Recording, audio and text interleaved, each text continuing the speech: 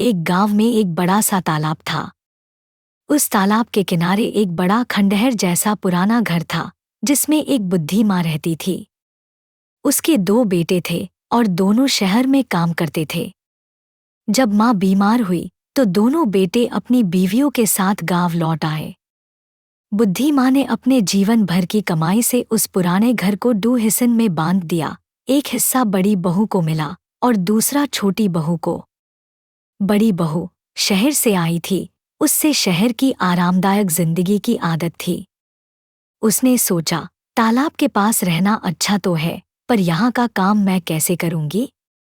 उसने हर काम के लिए नौकरानी रख ली और माँ के लिए भी ज्यादा समय नहीं निकला। छोटी बहू थोड़ी साधारण पर संस्कारवान थी। तालाब का पानी सीने से लगता था। वो रोज तालाब से पानी भर के घर ले जाती, माँ के लिए दवाई बनती और तालाब के पास बैठकर माँ से पुरानी कहानियां सुननी। समय बीतता गया। एक दिन माँ की तबीयत बहुत खराब हो गई। दोनों बहुएं माँ के पास आई।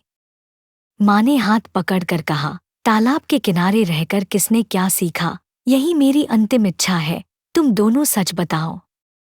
बड़ी बहू ने कहा, मैं तो तालाब के पास रहकर भी तालाब से दूर ही रही, मुझे समझ ही नहीं आया इसका सुकून।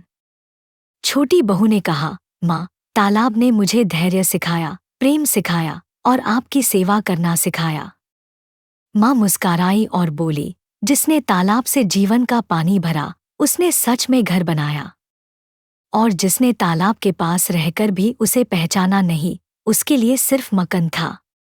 माँ की आंखें बंद हो गई, लेकिन छोटी बहू के लिए तालाब और उस घर का हर कोना एक आशीर्वाद बन गया। मोरल: जहाँ हम रहते हैं, वहाँ से सिर्फ सुविधा नहीं, संस्कार भी लेते हैं। सेवा और प्रेम ही एक घर को घर बनाता है।